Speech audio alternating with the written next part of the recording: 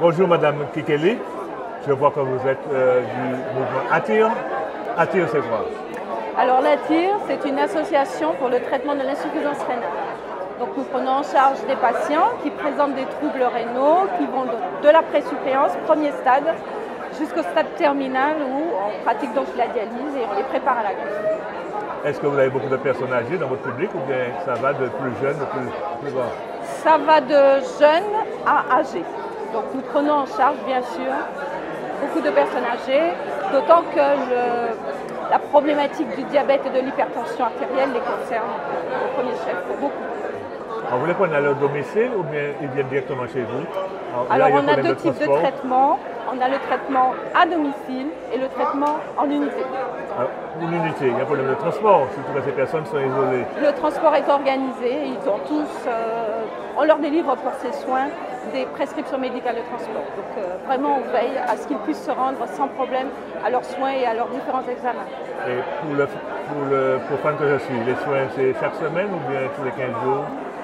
Alors le rein c'est ce qu'on appelle un organe noble. Et donc, il faut qu'il est là pour nous filtrer 24 heures sur 24 en temps normal. Donc, les personnes que nous soignons, ce sont des personnes qui ont des reins qui ne fonctionnent plus, à savoir qui n'urinent plus. Donc, tous ces déchets qui sont accumulés, il faut les filtrer. Donc, on a des personnes que nous recevons 3 fois par semaine, tous les lundis, mercredis, vendredis ou tous les mardis, jeudis, samedis, ou ceux qui sont dialysés, parce qu'on parle de dialyse là, c'est une suppléance puisque les reins ne fonctionnent plus, donc on est obligé de faire appel à une méthode qu'on appelle la dialyse. Et donc nos patients à ce moment-là, pour certains qui choisissent le domicile, se dialysent eux-mêmes. On met à leur disposition un petit générateur de soins. Après les avoir bien formés, et il n'y a pas de question d'âge, c'est une question d'autonomisation, c'est vraiment une prise en charge qui est faite par une équipe d'infirmières qui font donc de l'éducation thérapeutique. Le patient, étant donné qu'il a une maladie chronique, c'est-à-dire une maladie pour laquelle il ne va jamais guérir, une maladie pour laquelle il est souhaitable qu'il comprenne ce qu'il a, non pas qu'il devienne un expert, mais qu'il puisse prendre vraiment sa part d'acteur dans sa maladie chronique. Donc on les entraîne, on les forme, on les met dans des programmes et on fait en sorte qu'ils s'autonomisent. Alors question de profane, comment prévenir cette maladie? Alors aujourd'hui nous avons mis à disposition pas mal de petits fermes, mais c'est sûr que la maladie rénale, c'est aussi une affaire de comportement. Il y a les pathologies, bien sûr, j'ai parlé de diabète et d'hypertension artérielle, mais là, c'est avec son médecin. On prend l'habitude d'aller le voir et puis surtout, on fait ce qu'il faut, c'est-à-dire qu'on équilibre un diabète, on règle les problèmes diététiques, parce que le rein, qu'est-ce qu'il filtre? Il filtre les choses que nous consommons. Donc il faut avoir aussi une hygiène alimentaire correcte. Et puis bien sûr, il y a certains comportements comme fumer, boire, c'est pas bon. Le cholestérol, il faut le gérer. Avoir une activité sportive, boire de l'eau suffisamment, manger des protéines. Donc tout ça aujourd'hui, nous avons porté des petites fiches de manière à ce que les gens prennent conscience de ce problème-là et puissent avoir dès maintenant les bonnes habitudes pour éviter. Parce que nous avons mis en place à l'ATTIR plusieurs moyens de prendre en charge ça et surtout au tout début.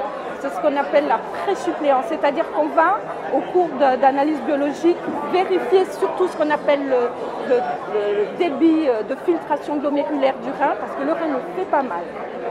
Le problème du rein, c'est que quand il est défaillant, il ne donne pas de signes. Donc c'est vraiment la biologie, c'est vraiment la prise de sang qui va permettre, alors à ce moment-là, attirer l'attention de votre médecin traitant. Donc c'est surtout le médecin traitant qui vous suit, qui peut peut-être prendre en charge ça dès le départ, en inscrivant dans nos programmes à nous avons des programmes de présuppléance, à savoir que dès le départ, quand le rein commence à avoir une petite défaillance, on peut déjà commencer à le prendre en charge avec le néphrologue, une infirmière d'éducation thérapeutique et surtout une diététicienne.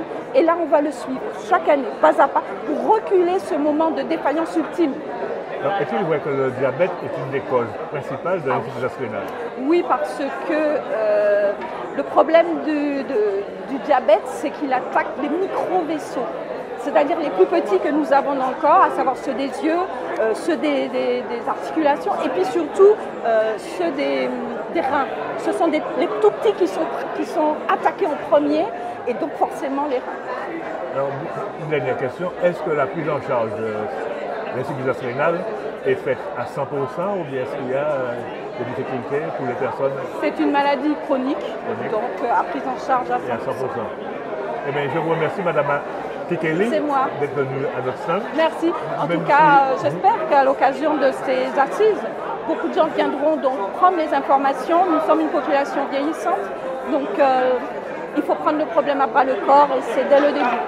Eh bien, merci, Madame, et bonne journée. Merci. Okay. À plus. Je vais pas méchant. Non.